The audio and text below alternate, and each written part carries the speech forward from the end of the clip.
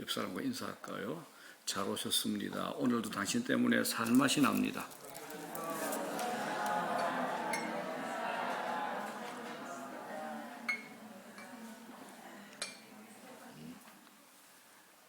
오늘도 이 예배 자리에 앉은 우리 언서, 하율이, 우리 청년들을 위해서 한번 박수 부탁드립니다.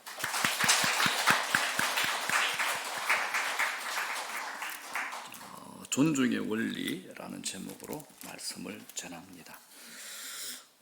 오늘 본문 골로새서는 2000년 전에 로마 감옥에 갇혀있던 바울이 골로새 지역에 있던 교회에 보낸 서신입니다. 편지입니다.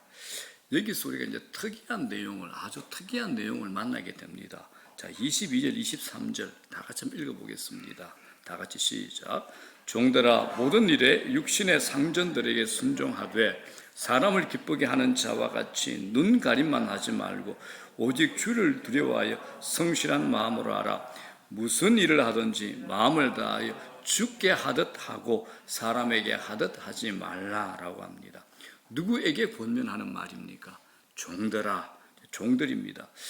2000년 전에 고대 사회의 종들은 주민등록이 없죠.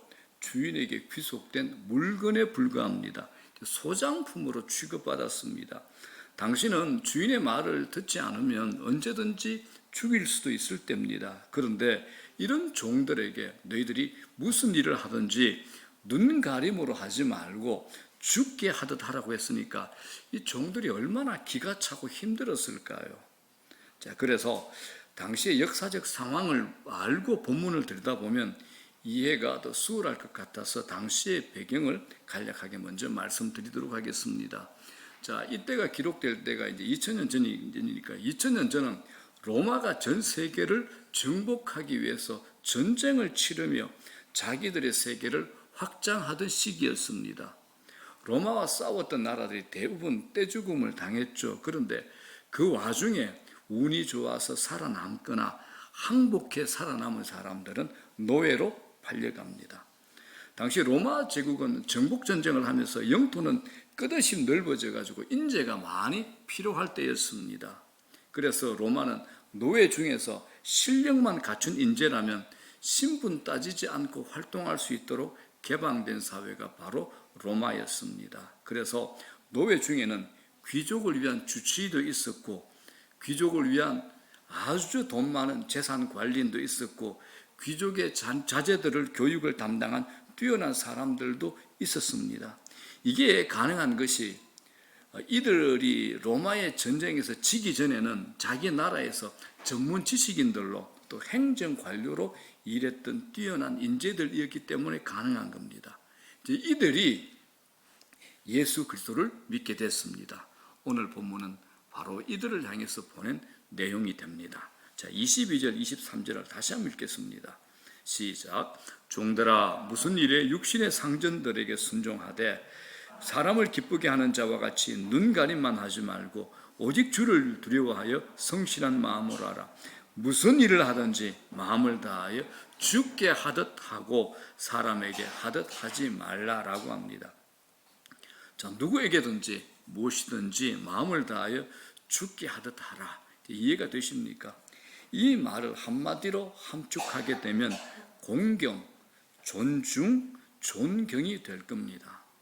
지금 우리 모두는 주의 종입니다. 예수 믿는 우리가 이렇게 살 수 있다면 이 세상은 얼마나 바로 세워질까요?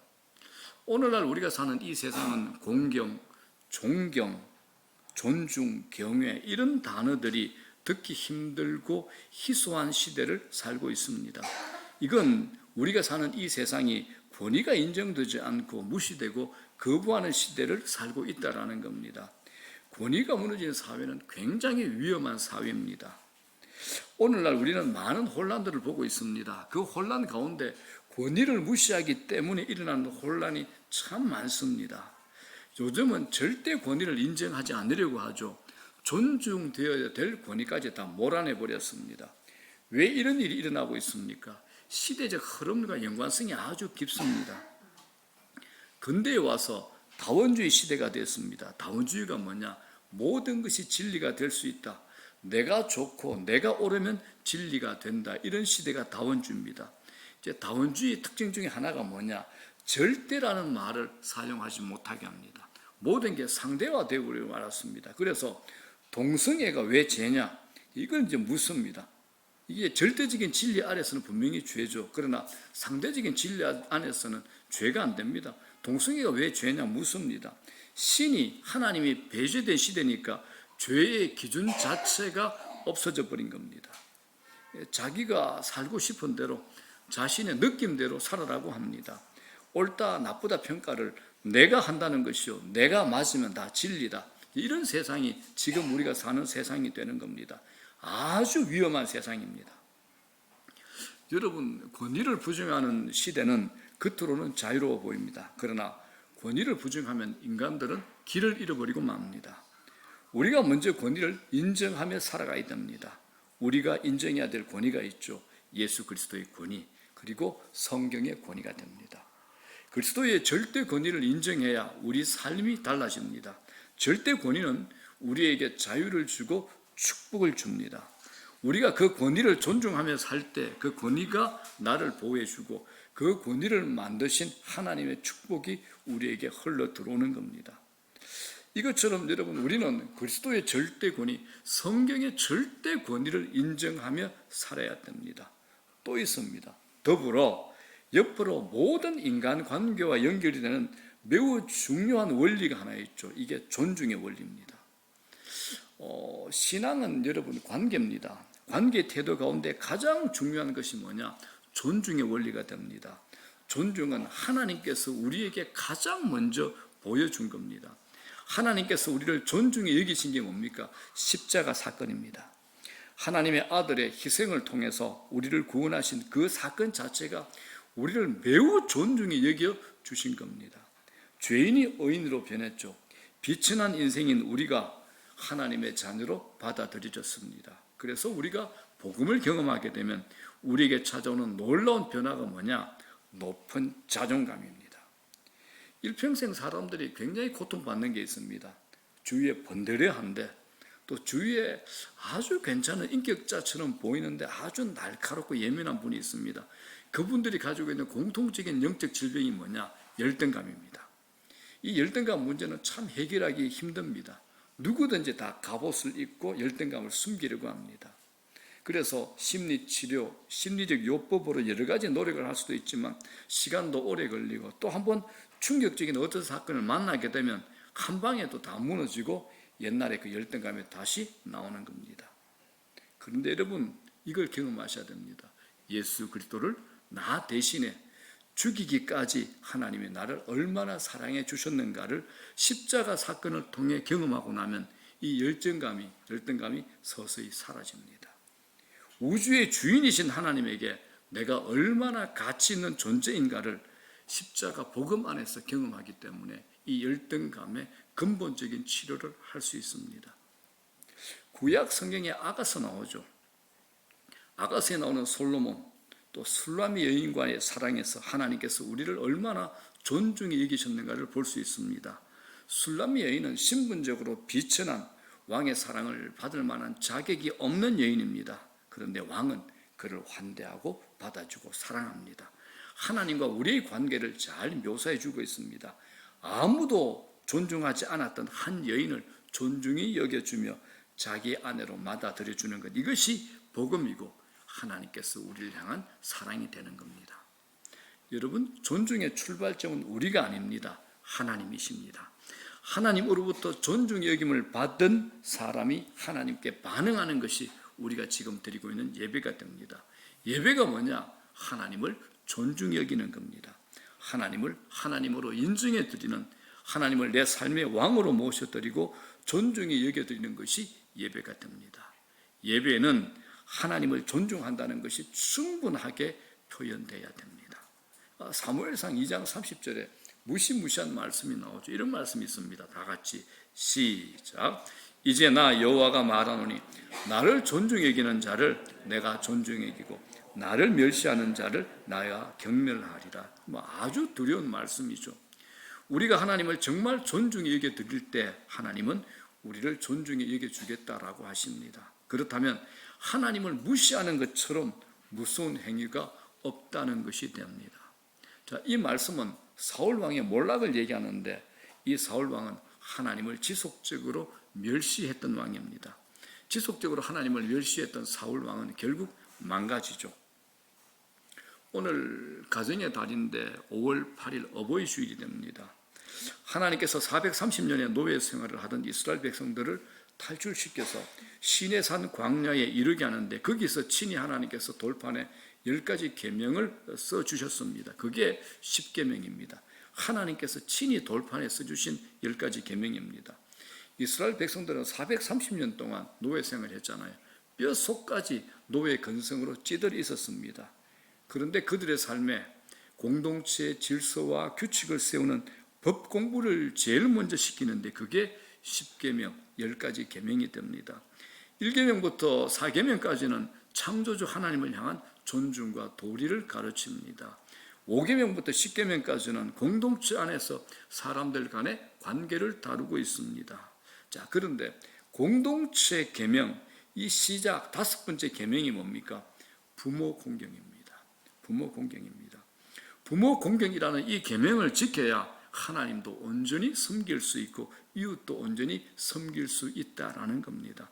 만약에 눈에 보이는 육신의 부모를 공경하지 못한다면 눈에 보이지 않는 하늘의 아버지를 결코 공경하지 못할 것이라는 엄중한 말씀이 됩니다. 부모 공경을 통해서 하나님은 물론이고 모든 인간관계에서의 존중의 원리를 배우도록 하신 겁니다. 이 구약의 말씀이 신약에 와서 사도 바울은 우리에게 이렇게 명령합니다. 자, 에베소서 6장 1절 보십시오.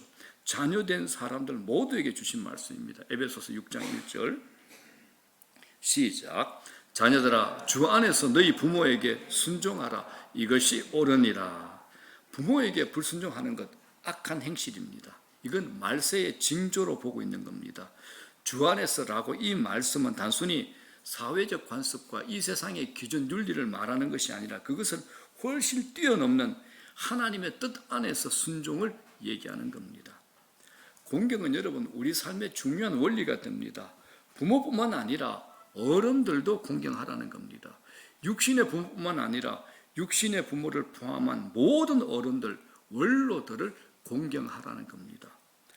자, 여러분 어른들에게 귀를 기울이지 않는 사회를 저는 막장 사회라고 얘기합니다. 그건 막장입니다. 솔로몬 왕의 뒤를 이은 그 아들 르호보암이 왕이 되자 그는 아버지의 원로들, 조언을 다 무시해버리죠. 그리고 자기의 또래 젊은이들의 조언들에 귀를 기울입니다. 그 대가가 뭡니까? 혹독합니다. 나라가 두 동강이 나버립니다. 원로들을 미련한 노인점으로 취급하고 무시해버린 거죠. 어른들이란 존중이 없는 공동체는 하나님의 축복을 놓칠 수밖에 없습니다. 여러분 룻기 아시지 않습니까? 룻의 시어머니 나오미에 대한 존중과 사랑은 감동적입니다. 아무것도 기대할 것이 없는 상태에서 시어머니 나오미와 함께 예루살렘으로 돌아갑니다. 인생 패배자의 쓸쓸한 고향집으로의 귀향에 시어머니 나오미를 따라 낯선 며느리 룻의 선택은 빛이 납니다. 성경이 이렇게 표시합니다. 룻기 1장 16절 17절 이 말씀을 보게 되면 효가 뭔지 공경이 뭔지 존중이 뭔지를 우리에게 알려줍니다. 다 같이 한번 읽어보겠습니다. 시작. 룻이 내게 어머니를 떠나며 어머니를 따르지 말고 돌아가라. 강권하지 마옵소서. 어머니께서 가시는 곳에 나도 가고 어머니께서 머무시는 곳에서 나도 머물겠나이다. 어머니의 백성이 나의 백성이 되고 어머니의 하나님이 나의 하나님이 되시리니 어머니께서 죽으시는 곳에서 나도 죽어 거기 묻힐 것이라. 만일 내가 죽는 일 외에 어머니를 떠나면 여호와께서 내게 벌을 내리시고 더 내리시기를 원하나이다 하는지라. 아무것도 보장된 것이 없는 상황에서 무모한 선택을 한 시어머니에 대한 그 공경은 결국 하나님이 준비한 보아스라는 사람을 만나게 됩니다. 룻의 인생에 인생 역전이 일어나죠. 그 인생이 수직 상승하게 되는 놀라운 역사를 우리에게 말하고 있습니다. 그래서 부모를 두신 모든 분들에게 간곡히 부탁드립니다. 부모 공경은 삶의 중요한 질서로 이건 어떤 경우에도 깨면 안 됩니다. 부모 공경은 삶의 중요한 기준이 됩니다. 차를 운전할 때 중앙선을 넘어가면 어떻게 되죠? 절대 안 되잖아요. 이것과 똑같습니다. 중앙선은 모두를 지켜주는, 그리고 어기면 재앙으로 몰고 갈 수 있는 절대선인 것처럼 부모 공경 역시 엄중한 계명이라는 겁니다. 공경이라는 것, 하나님께서 정해주신 경계선이 됩니다. 여러분, 어른으로 공경하는 문화는 기본 중에 기본입니다. 부모에 대한 공경의 태도는 부모와의 관계로 끝나지 않고 삶의 모든 인간 관계로 발전이 됩니다. 우리는 어디를 가나 윗사람을 만나죠. 권위자를 만나게 됩니다. 직장에서 상사의 관계를 바로 맺는 것이야말로 업무에 대한 재능과 능력을 발휘하는 것 이상으로 중요합니다. 보기에는 나보다 무능해 보여 마음에 썩 들지 않아도 존중의 원리를 지키셔야 됩니다. 마음에 드는 사람뿐만 아니라 마음에 들지 않는 사람이라 할지라도 존중해 주셔야 됩니다. 이건 상대의 문제가 아니라 내 삶의 태도와 관련이 있는 겁니다. 상대의 문제 아닙니다. 내 삶의 태도와 관계가 있는 겁니다. 그래서 존중의 원리를 붙들고 살아가는 여러분 되시기를 주의 이름으로 간절히 축원합니다. 성경은 가정 안에서도 존중의 원리를 가르칩니다. 먼저 아내는 남편을 존중히 여기라고 말씀합니다. 자, 에베소서 5장 22절 23절입니다. 시작. 아내들이여 자기 남편에게 복종하기를 주께 하듯 하라. 이는 남편이 아내의 머리됨이 그리스도께서 교회의 머리됨과 같음이니 그가 바로 몸의 구주시니라. 자, 이 말씀을 사도 베드로는 3장 1절에 또 이렇게 얘기합니다. 시작. 아내들아 이와 같이 자기 남편에게 순종하라. 이는 혹 말씀을 순종하지 않는 자라도 말로 말미암지 않고 그 아내의 행실로 말미암아 구원을 받게 하려 함이니라고 합니다. 가끔 아내들 가운데 남편에게 너무 순종하니까 남편이 막 대하기 때문에 무조건 순종하면 안 됩니다라고 말씀하는 분들을 제가 만나기도 합니다. 어떤 분은 제 남편에게 존중할 구석이 있어야 존중할 것 아니냐고 항변하는 분도 제가 만났습니다. 물론 남편 편에서 잘 해야 됩니다. 그러나 남편에게 문제가 있다 할지라도 순종해야 하는 것이 성경의 가르침입니다. 누가 하나님의 은혜를 입을 수 있습니까? 하나님 말씀대로 살아갈 때, 말씀의 원리를 지킬 때 하나님께서 우리에게 은혜를 베풀어 주시는 겁니다. 남성들은 아내들로부터 존중의 여김을 받고 싶은 욕구가 있습니다. 직장에서 무시당하고 힘들어 지쳐도 집에 와서 아내가 인정해주고 받아들여주면 힘이 나고 살맛이 납니다. 그러나 세상의 모든 사람에게 인정을 받아도 집에 들어왔는데 아내가 인정해주지 않으면 그 남자 대부분 주지 않습니다. 어떻게 할까요? 돈 있고 시간 있으면 밖에 나가서 딴짓합니다. 아내가 남편을 살리는 겁니다. 아내가 남편의 존중을 여길 때 남편이 존중의 여김을 받는 사람으로 세워집니다. 남편의 권위가 바닥을 친다. 그 바닥을 치는 남편의 아내일 뿐입니다. 남편을 존중히 여기는 것이야말로 바로 나를 존중히 여기는 것이 됩니다. 그런데 성경은 아내들에게만 복종을 요구하지 않습니다. 남편도 아내를 존중히 여기라고 말합니다. 자, 베드로전서 3장 7절입니다. 시작. 남편들아 이와 같이 지식을 따라 너희 아내와 동거하고 그를 더 연약한 그릇이요 또 생명의 은혜를 함께 이어받을 자로 알아 귀히 여기라. 이는 너희 기도가 막히지 아니하게 하려 함이라. 왜 아내를 귀중히 여겨야 될까요? 아내들은 연약한 그릇이요 생명의 은혜를 함께 이어받을 자이기 때문에 분리될 수 없다라는 겁니다. 그래서 아내를 존중히 여기는 사람은 자신을 존중히 여기는 것이 됩니다. 아내를 막 다루고 상처를 입힌다면 영적인 부분에서 당장 문제가 생기는데 그게 뭐냐? 기도가 막힌다라는 겁니다. 기도가 막힙니다. 아내가 얼마나 귀한 존재입니까? 아내의 역할이 없으면 남성은 부족한 존재로 남게 됩니다. 하나님께서 에덴 동산에서 아담이 홀로 독주하는 것을 보시기에 좋지 않아서 돕는 배필로 하와를 만드셨죠. 돕는 배필, 이걸 이제 에젤이라는 단어를 쓰는데 이 에젤이 무슨 뜻이냐? 성령님이라는 말입니다. 성령님. 자, 창세기 22장 20절 시작. 아담이 모든 가축과 공중의 새와 들의 모든 좀승에게 이름을 주니라. 아담이 돕는 배필이 없으므로 이게 누구냐? 돕는 배필이 에젤 성령입니다. 성령님은 우리를 돕는 분입니다. 그래서 신자의 삶을 살게 만드는 힘은 에젤 성령에 의했습니다. 그 단어를 돕는 배필 아내 하와에게도 성경은 쓰고 있습니다. 아내를 돕는 배필 에젤입니다. 남편과 아내는 분리되어 있지 않은 한 몸입니다. 상대를 존중하는 것은 나에 대한 존중이기 때문에 서로를 존중하셔야 됩니다.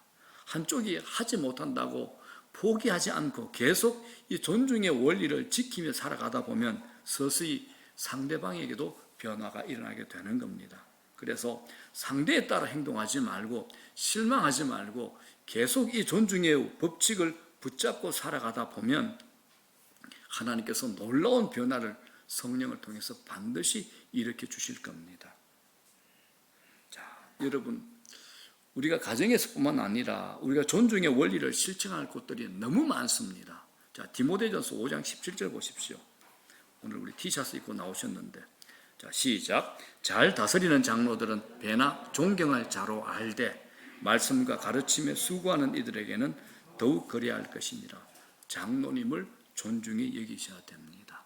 성경의 말씀입니다. 그리고 말씀의 사역자를 존중히 여기셔야 됩니다. 그를 세운 분이 하나님이시기 때문입니다. 말씀 사역자를 존중히 여기라는 말은 전하는 말씀 자체가 중요하기 때문에 그렇습니다. 지난 코로나 시기에 우리 예배 인원이 20% 되게 되고 30% 되게 되고 또 어떤 때는 교역자들만 나와서 4-5명 예배를 드린 경우도 있었습니다. 그리고 그 과정에 제가 어떤 날 제자 훈련할 때는 이 팀들이 7명, 8명인데 어떤 날은 1명이 들어와서 제자 훈련할 때가 있습니다. 왜? 누가 코로나 걸리고 격리되고 그러다 보니까 아이들까지 시댁의 어른까지 남편까지 이래서 이래저래 빠지다 보니까 어떤 날은 1명이 와서 제자 훈련할 때가 있었습니다. 그럼에도 여러분, 저는 최선을 다해서 설교 준비에 동일하게 했습니다. 최선을 다해서 한 분에게도 제자 훈련을 원칙으로 했습니다. 이유는 단 하나입니다. 제가 전해야 되는 말씀이 하나님 말씀이기 때문에 그렇습니다. 제 말이 아니라 하나님 말씀이기 때문에 그렇습니다. 그래서 여러분, 나이가 젊은 설교자가 설교를 해도 그를 존중히 여길 때 그곳에서 좋은 설교자가 일어나게 됩니다. 제가 늘 기도하는 게 있습니다. 하나님, 주님 오실 때까지 저희 화미교회에 이 말씀의 강단에 말씀의 은혜의 샘이 마르지 않게 해달라고 기도합니다. 우리 부목사님이 설교할 때나 우리 다른 전도자들, 전도사님들, 또 우리 젊은 우리 강요한 전도사가 설교할 때도 존중의 마음을 가지실 때 말씀의 은혜를 받게 되는 겁니다. 말씀을 전하는 설교자와의 관계가 좋을수록 말씀에 대한 은혜가 더 커집니다. 그런데 그에 대한 존중이 사라지면 하나님에 대한 말씀의 은혜도 사라집니다. 흥미로운 게 있죠. 아무리 큰 교회, 아무리 좋은 목사님이 설교할지라도 그 목사님과의 관계가 끊어지면 말씀에 대한 은혜도 끊어집니다. 굉장히 중요합니다. 말씀 사역을 감당하는 사역자들도 연약하고 인간적으로 부족할 수 있습니다. 그럼에도 그가 전하는 말씀이 하나님 말씀이기 때문에 그 말씀이 귀중하기 때문에 그를 존중히 여길 때 그 말씀이 우리 영혼에 흘러오게 된다는 겁니다. 자, 뿐만 아닙니다. 우리는 하나님 나라를 위해서 헌신하는 선교사님들도 존중히 여기셔야 됩니다. 우리 교회는 선교사님에 대해서 헌신적으로 섬기는데 이건 아주 큰 축복입니다.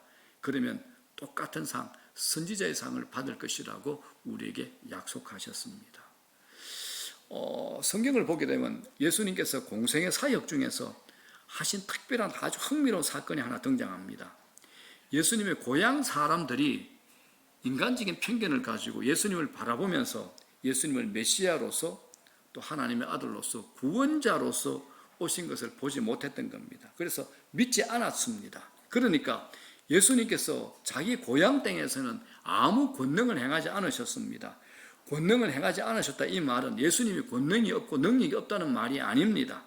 그들이 받아들이지 않고 예수님을 존중히 여기지 않으니까 예수님께서 그곳에서는 역사와 기적을 일으키지 않고 다른 곳에 가셔서 역사와 기적을 일으키신 겁니다. 자, 마가복음 6장에서 이 사건을 이렇게 우리에게 말씀합니다. 시작. 예수께서 그들에게 이르시되 선지자가 자기 고향과 자기 친척과 자기 집 외에서는 존경을 받지 못함이 없느니라 하시며 거기서는 아무 권능도 행하실 수 없으라고 합니다. 여러분, 기적이 어디서 일어날까요? 기적이 주님을 존중히 여기는 그 자리에서 일어납니다. 교회뿐만 아닙니다. 어떤 공동체가 모이는 그 장소, 어떤 가정이라도 주님을 존중히 여기는 그곳에서 기적이 일어나는 겁니다. 편견이나 부정적인 관점을 가지고 있으면 믿음의 역사가 일어날 수가 없습니다. 존중의 태도를 가질 때 하나님의 놀라운 역사가 일어나게 됩니다. 자, 또 다른 존중이 있습니다. 권세자들에 대한 존중입니다. 자, 로마서 13장 1절 보겠습니다. 시작. 각 사람은 위에 있는 권세들에게 복종하라. 권세는 하나님으로부터 나지 않음이 없나니 모든 권세는 다 하나님께서 정하신 바라. 모든 권세는 다 하나님께서 정하신 바라. 우리가 투표를 통해서 대선을 치루었는데 우리가 선출하는 것 같으나 궁극적으로 권세는 위로부터 주어지는 겁니다. 모든 것 안에 하나님의 통치와 다스림이 있다고 믿고 모든 것을 받아들이고 여러분들 내 마음에 들든 들지 않든 새로운 정부를 위해서 기도해 주셔야 됩니다. 자, 2절을 보십시오. 2절을 보십시오. 이렇게 얘기합니다. 시작.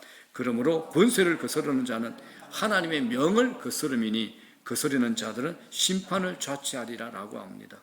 권세를 거스리는 것은 하나님의 명을 거스리는 것이 됩니다. 이 말씀을 5년 전에 지금의 문재인 대통령님께서 취임하실 때 제가 동일하게 말씀드렸습니다. 저는 야당도 아닙니다. 저는 여당도 아닙니다. 저는 예배당입니다. 저는 누구 편도 아닙니다. 목사는 딱 한 사람 편입니다. 한 분 편입니다. 하나님 편입니다. 저는 누구 편도 아닙니다. 자, 다윗 한번 보십시오. 다윗은 사울에 의해서 끊임없이 죽음의 위협을 받았습니다. 자신을 죽이려고 하는 사울 왕에 대해서 다윗은 존중의 원리를 놓치지 않습니다. 자, 사울은 다윗을 멸시하죠. 그러나 다윗은 사울을 왕으로 변함없이 그를 존중합니다. 이게 다윗의 위대성입니다. 자, 사무엘상 24장 한번 보십시오. 시작. 자기 사람들에게 이르되 내가 손을 들어 여호와의 기름 부음을 받은 내 주를 치는 것은 여호와께서 금하시는 것이니 그는 여호와의 기름 부음을 받은 자가 됨이라 라고 합니다. 사울 왕은 문제가 많았던 왕입니다. 골리앗 사건 이후에 모든 여인들이 다윗은 만만이요 사울은 천친이라고 합니다. 그때부터 질투의 영이 사울 왕에게 찾아왔고 사울은 모든 왕권을 다 동원해서 다윗을 죽이도록 애를 씁니다. 그러나 다윗은 사울 왕은 하나님이 세운 것임을 알고 그를 존중합니다. 다윗은 정말 까다롭고 위협적인 권위를 만난 거죠. 그러나 모든 것을 하나님께 맡깁니다. 여러분, 우리의 삶 가운데서도 우리가 이해할 수 없는 지도자 만날 때가 있습니다. 그러나 상대가 나에게 하는 행동에 따라서 삶의 기준이 변해서는 안 됩니다. 다윗은 일어난 상황에 따라 반응하지 않고 존중의 원리를 붙들고 살았던 사람입니다. 상대가 죄를 짓는다고 내가 죄를 따라서 지어서는 안 됩니다. 그렇지 않습니까? 상대가 나를 어떻게 대하는가 이것과는 상관없이 내가 지켜야 될 삶의 기준을 가지고 살아야 되는 겁니다. 이게 크리스찬의 삶입니다. 이게 예수 믿는 자들의 삶이 되어야 됩니다. 그래서 결국 하나님께서 다윗의 인생을 높여주십니다. 우리가 해야 할 도리를 다하면 하나님은 당신의 때에 우리가 행하신 대로 다 갚아주십니다. 사울은 누가 처리합니까? 결국 하나님께서 처리하십니다. 우리는 작은 소자라도 무시하지 말아야 됩니다. 자, 마태복음 10장 42절 보십시오. 시작. 또 누구든지 제자의 이름으로 이 작은 자 중 하나에게 냉수 한 그릇이라도 주는 자는 내가 진실로 너희에게 이르노니 그 사람이 결단코 상을 잃지 아니하리라 하시니라. 여러분, 세상에 무시받아야 될 존재는 한 사람도 없습니다. 길거리에서 폐휴지 줍고 다니는 어르신들 여러분 무시하지 말고 음료수나 식사 정도 하시라고 겸손히 섬기는 마음으로 작은 물질이라도 은밀히 드려보십시오. 혹시 전철 이용하실 때 눈 감고 지나가시는 분 있죠? 저 사람은 눈 떴던데 이런 거 판단하지 말고 그냥 주는 겁니다. 그건 하나님께서 판단하실 거고 우리가 할 거는 그냥 하는 겁니다. 그럴 때 주님이 약속하십니다. 그건 너희의 상이다라고 약속하신 겁니다. 그 사람이 어떻게 쓸 건가? 그건 그 사람이 책임질 겁니다. 우리가 할 거는 우리가 하는 겁니다. 지혜롭게. 자, 에베소서 6장 4절 이런 말씀도 있습니다. 시작. 또 아비들아 너희 자녀를 노엽게 하지 말라라고 말합니다. 자녀일지라도 존중히 여기라는 겁니다. 아무리 잘못을 해도 책망할 때에도 인격을 훼손해서는 안 됩니다. 아이들이 어른의 반쪽이 아니죠. 온전한 하나의 인격입니다. 사랑하는 여러분, 우리의 존중, 우린 당연히 우리보다 힘센 자, 강한 자들 존중할 겁니다. 그러나 우리의 존중은 약자에 대한 배려로 나타나야 됩니다. 약자에 대한 배려가 있죠. 가끔 저는 봅니다. 이 경비원들에게 인격적으로 모멸을 주는 이야기하는 분들 가끔 지나치면서 보게 됩니다. 그건 자신의 인격을 의심하게 하는 행동입니다. 자신의 인격이죠. 얼마나 열등감에 시달리고 있으면 그런 모습을 드러냈겠습니까? 인격은 여러분 우리 삶의 강한 자에게 나보다 나은 자에게 드러나지 않습니다. 인격이 어디에 드러나는가? 약자에 대한 태도에서 그 사람의 인격이 드러납니다. 우리는 누구에게나 모두에게 다 죽게 하듯이 해야 되는 겁니다. 이 존중의 원리를 가지고 살아야 되는 겁니다. 만약에 이 대한민국의 크리스찬이 10%밖에 안 된다. 이 10% 우리가 다 그렇게 산다면 이 세상이 얼마나 아름답게 꽃피겠습니까? 이 세상이 왜 이렇게 삭막하고 날카롭고 뾰족할까요? 예수 믿는 우리들이 이 말씀대로 살지 못하고 있어서 그렇습니다. 약자에 대해서 또 연약하고 부끄럽고 힘들어하는 자에 대해서 존중해 주셔야 됩니다. 이게 우리의 인격이 되는 겁니다. 인격은 약자에 대한 태도에서 드러납니다. 그러므로 우리가 무시할 수 있는 대상은 아무도 없습니다. 작은 소자에게 잘하는 사람, 약하고 힘이 없는 사람에게 잘 대해주는 사람이 정말 좋은 인격을 가지고 있는 사람이 됩니다. 약자에게 친절을 베풀 줄 아는 게 신앙의 인격입니다.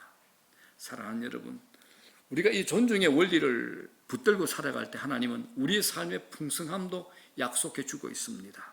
존중의 원리는 성경의 황금률이라 그러죠. 골든 룰이라 그럽니다. 황금률. 자, 마태복음 7장 12절이죠. 이게 황금률입니다. 시작. 그러므로 무엇이든지 남에게 대접을 받고자 하는데 너희도 남을 대접하라. 이것이 율법이요 선지자니라. 성경이 가르치려고 하는 핵심적인 주제가 여기 있습니다. 별것 아닌 것 같이 보이지만 이게 골든 룰, 황금률이라 이 말씀을 지키면 우리의 삶에 복이 온다는 겁니다. 내가 한 대로 돌아온다는 겁니다. 존중이 여기면 존중이 여김을 받을 거라는 말입니다. 사랑하는 여러분, 존중이 존중을 낳습니다. 그렇죠?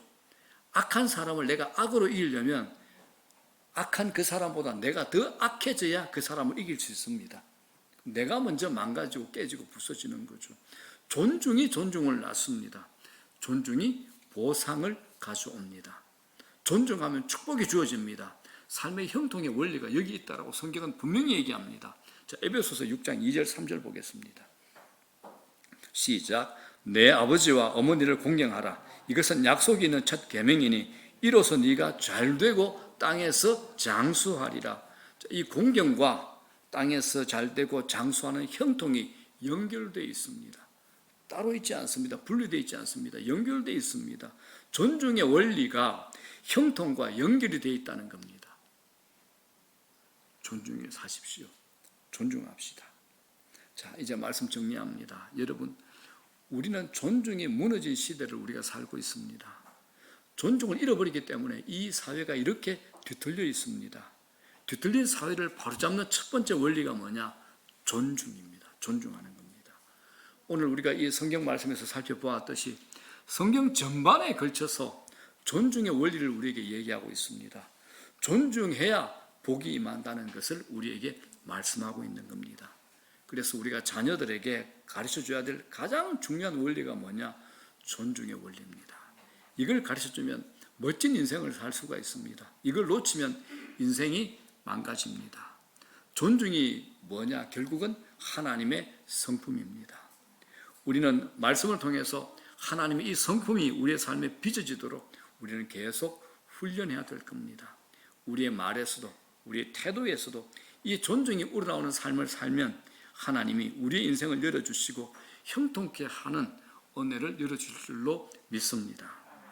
존중의 삶으로 승리하는 인생, 축복된 인생 살아간 여러분 되시기를 주의 이름으로 축복합니다. 자, 다 같이 한번 기도하겠습니다. 제가 지난주처럼 똑같이 제가 이 말씀을 요약한 걸 제가 이렇게 세 가지 기도 제목으로 정리해 왔습니다.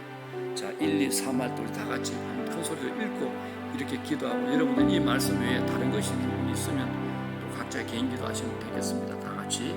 자, 1, 시작.